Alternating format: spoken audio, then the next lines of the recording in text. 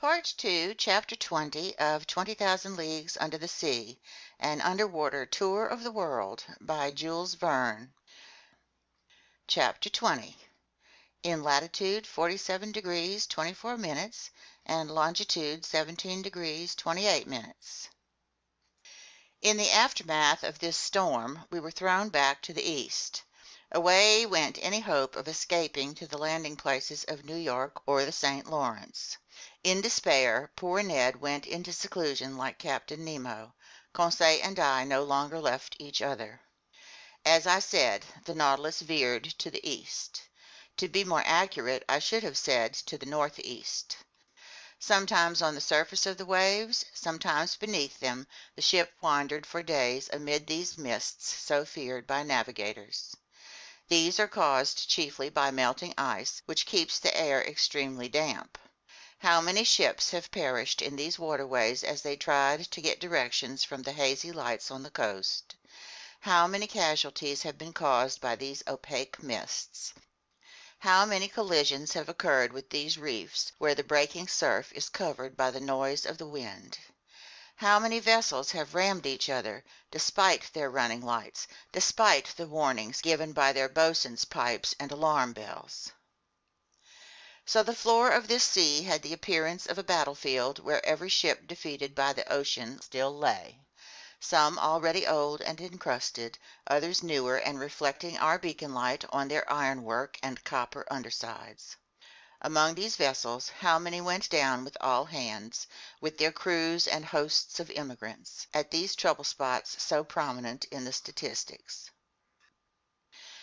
Cape Race, St. Paul Island, the Strait of Belle Isle, the St. Lawrence estuary.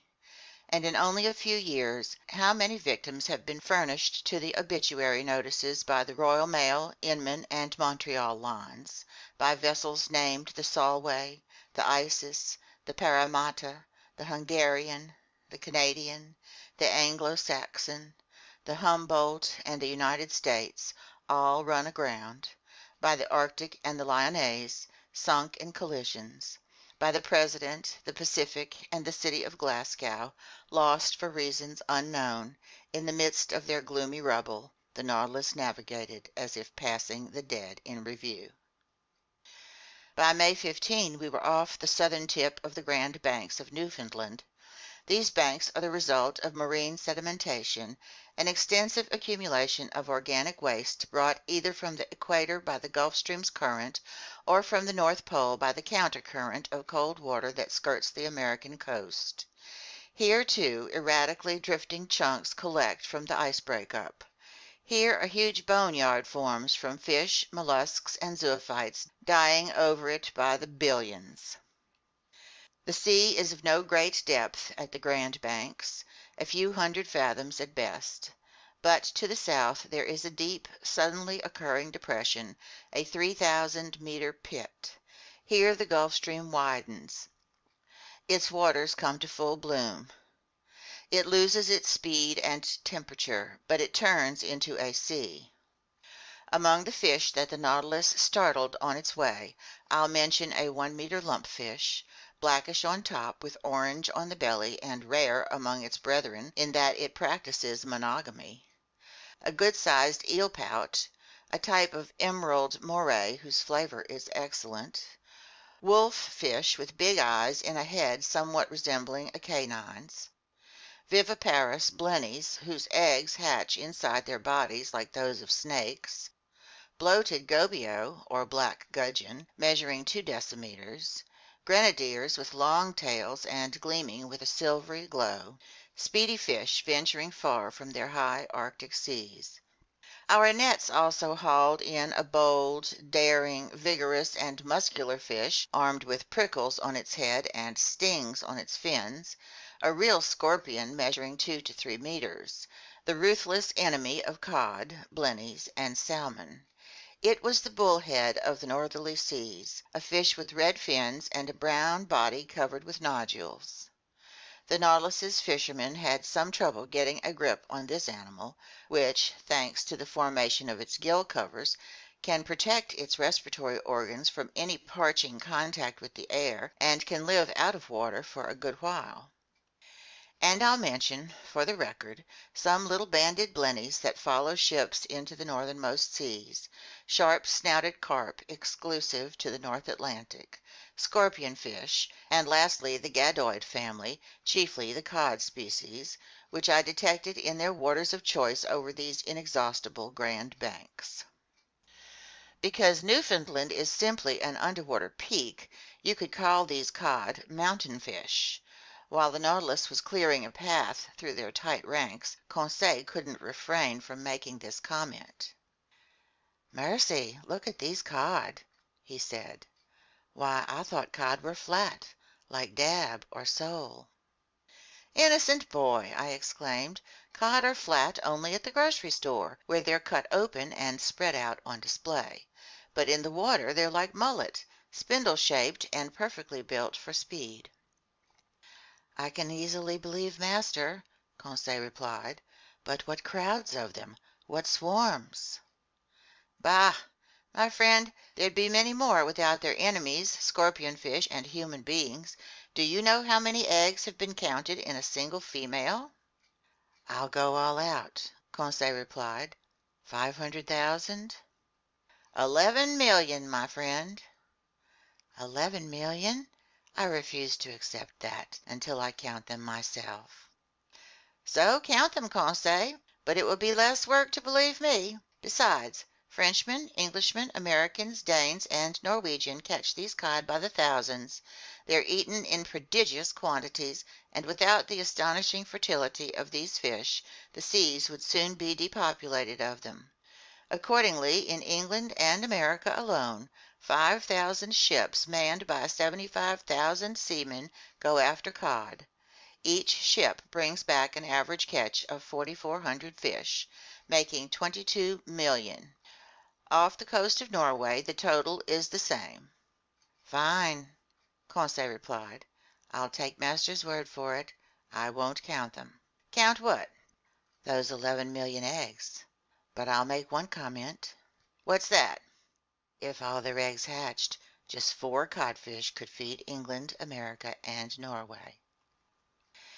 As we skimmed the depths of the Grand Banks, I could see perfectly those long fishing lines, each armed with 200 hooks that every boat dangled by the dozens. The lower end of each line dragged the bottom by means of a small grappling iron, and at the surface it was secured to the buoy rope of a cork float. The Nautilus had to maneuver shrewdly in the midst of this underwater spiderweb. But the ship didn't stay long in these heavily traveled waterways. It went up to about latitude 42 degrees. This brought it abreast of St. John's in Newfoundland and Heart's Content, where the Atlantic cable reaches its end point.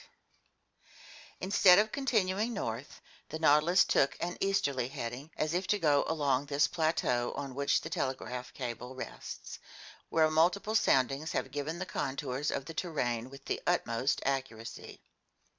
It was on May 17, about 500 miles from Heart's Content and 2,800 meters down, that I spotted this cable lying on the seafloor. Conseil, whom I hadn't alerted, mistook it at first for a gigantic sea snake and was gearing up to classify it in his best manner. But I enlightened the fine lad and let him down gently by giving him various details on the laying of this cable. The first cable was put down during the years 1857 through 1858, but after transmitting about 400 telegrams, it went dead. In 1863, engineers built a new cable that measured 3,400 kilometers, weighed 4,500 metric tons, and was shipped aboard the Great Eastern. This attempt also failed. Now then, on May 25th, while submerged to a depth of 3,836 meters, the Nautilus lay in precisely the locality where this second cable suffered the rupture that ruined the undertaking. It happened 638 miles from the coast of Ireland. At around 2 o'clock in the afternoon, all contact with Europe broke off. The electricians on board decided to cut the cable before fishing it up, and by 11 o'clock that evening they had retrieved the damaged part. They repaired the joint and its splice, then the cable was resubmerged. but a few days later it snapped again and couldn't be recovered from the ocean depths. These Americans refused to give up. The daring Cyrus Field, who had risked his whole fortune to promote this undertaking, called for a new bond issue. It sold out immediately. Another cable was put down under better conditions. Its sheaves of conducting wire were insulated within a gutta percha covering, which was protected by a padding of textile material enclosed in a metal sheath. The Great Eastern put back to sea on July 13, 1866. The operation proceeded apace, yet there was one hitch. As they gradually unrolled this third cable, the electricians observed on several occasions that someone had recently driven nails into it, trying to damage its core.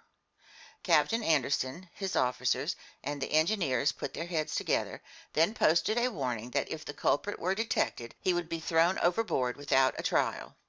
After that, these villainous attempts were not repeated. By July 23 the Great Eastern was lying no farther than 800 kilometers from Newfoundland when it received telegraphed news from Ireland of an armistice signed between Prussia and Austria after the Battle of Sadova.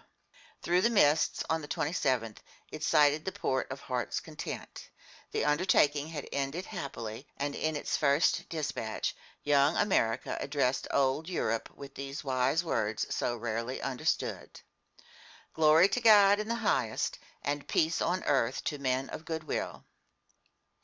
I didn't expect to find this electric cable in mint condition, as it looked on leaving its place of manufacture. The long snake was covered with seashell rubble and bristling with foraminifera.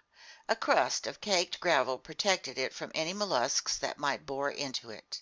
It rested serenely, sheltered from the sea's motions, under a pressure favorable to the transmission of that electric spark that goes from America to Europe in 32/100ths of a second. This cable will no doubt last indefinitely because, as observers note, its gutta percha casing is improved by a stay in salt water. Besides, on this well-chosen plateau, the cable never lies at depths that could cause a break. The Nautilus followed it to its lowest reaches, located 4,431 meters down, and even there it rested without any stress or strain. Then we returned to the locality where the 1863 accident had taken place. There the ocean floor formed a valley 120 kilometers wide, into which you could fit Mont Blanc without its summit poking above the surface of the waves. This valley is closed off to the east by a sheer wall 2,000 meters high. We arrived there on May 28, and the Nautilus lay no farther than 150 kilometers from Ireland. Would Captain Nemo head up north and beach us on the British Isles? No. Much to my surprise, he went back down south and returned to European seas. As we swung around the Emerald Isle, I spotted Cape Clear for an instant, plus the lighthouse on Fastnet Rock that guides all those thousands of ships setting out from Glasgow or Liverpool. An important question then popped into my head. Would the Nautilus dare to tackle the English Channel? Ned Land, who promptly reappeared after we hugged shore, never stopped questioning me. What could I answer him? Captain Nemo remained invisible. After giving the Canadian a glimpse of American shores, was he about to show me the coast of France? But the Nautilus kept gravitating southward. On May 30, in sight of Land's End, it passed between the lowermost tip of England and the Scilly Islands, which it left behind to starboard. If it was going to enter the English Channel, it clearly needed to head east. It did not. All day long on May 31, the Nautilus swept around the sea in a series of circles that had me deeply puzzled. It seemed to be searching for a locality that it had some trouble finding. At noon, Captain Nemo himself came to take our bearings. He didn't address a word to me. He looked gloomier than ever. What was filling him with such sadness? Was it our proximity to these European shores? Was he reliving his memories of that country he had left behind? If so, what did he feel? Remorse or regret? For a good while these thoughts occupied my mind, and I had a hunch that fate would soon give away the captain's secrets. The next day, June 1st, the Nautilus kept to the same tack. It was obviously trying to locate some precise spot in the ocean. Just as on the day before, Captain Nemo came to take the altitude of the sun. The sea was smooth, the skies clear. 8 miles to the east, a big steamship was visible on the horizon line. No flag was flapping from the gaff of its fore and aft sail, and I couldn't tell its nationality. A few minutes before the sun passed its zenith, Captain Nemo raised his sextant and took his sights with the utmost precision. The absolute calm of the waves facilitated this operation. The Nautilus lay motionless, neither rolling nor pitching. I was on the platform just then. After determining our position, the captain pronounced only these words: "It's right here." He went down the hatch. Had he seen that vessel change course and seemingly head toward us? I'm unable to say. I returned to the lounge. The hatch closed, and I heard water hissing in the ballast tanks. The Nautilus began to sink on a vertical line because its propeller was in check and no longer furnished any forward motion. Some minutes later it stopped at a depth of 833 meters and came to rest on the seafloor. The ceiling lights in the lounge then went out, the panels opened, and through the windows I saw, for a half-mile radius, the sea brightly lit by the beacon's rays. I looked to port and saw nothing but the immenseness of these tranquil waters. To starboard, a prominent bulge on the sea bottom caught my attention. You would have thought it was some ruin enshrouded in a crust of whitened seashells, as if under a mantle of snow. Carefully examining this mass, I could identify the swollen outlines of a ship, shorn of its masts, which must have sunk bow first. This casualty certainly dated from some far-off time. To be so caked with the limestone of these waters, this wreckage must have spent many a year on the ocean floor. What ship was this? Why had the Nautilus come to visit its grave? Was it something other than a maritime accident that had dragged this craft under the waters? I wasn't sure what to think, but next to me I heard Captain Nemo's voice slowly saying: "Originally this ship was christened the Marseillaise. It carried 74 cannons and was launched in 1762. On August 13, 1778, commanded by Le Poet Vertrieux, it fought valiantly against the Preston. On July 4, 1779, as a member of the squadron under Admiral d'Estaing, it assisted in the capture of the island of Grenada. On September 5, 1781, under the Count de Grasse, it took part in the Battle of Chesapeake Bay. In 1794, the new Republic of France changed the name of this ship. On April 16 of that same year, it joined the squadron at Brest under Rear Admiral Villaret de Joyeuse, who was entrusted with escorting a convoy of wheat coming from America under the command of Admiral Van Stabel. In this second year of the French Revolutionary calendar, on the 11th and 12th days in the month of pasture, this squadron fought an encounter with English vessels. Sir, today is June 1st, 1868, or the 13th day in the month of pasture. 74 years ago to the day, at this very spot in latitude 47 degrees 24 minutes and longitude 17 degrees 28 minutes, this ship sank after a heroic battle.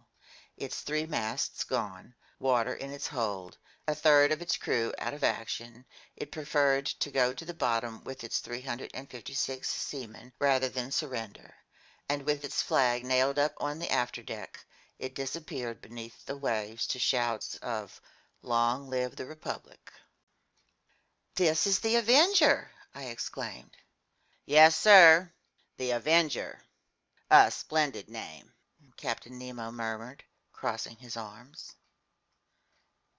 End of Part 2, Chapter 20.